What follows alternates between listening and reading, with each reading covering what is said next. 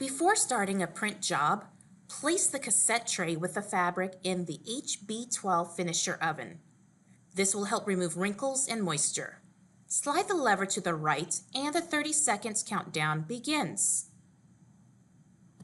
Once done, slide the lever back to the center to unlock the door. Use the finger tabs to slowly pull out the cassette tray and then the green thumb tabs. This will help ensure that you do not burn yourself. Gently insert the cassette tray into the BT-12.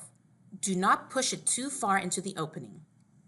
Go into Roland Design software and press Print, and then print again. The data will be transmitted to the printer, and when ready, you will be prompted to press the Start button on the BT-12.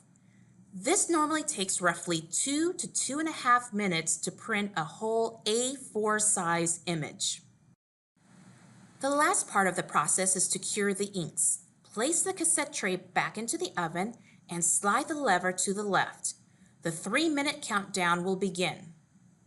Once done, slide the lever back to the center to unlock the door. Slowly remove the cassette tray from the oven. It is very hot. Use finger tabs and thumb pads.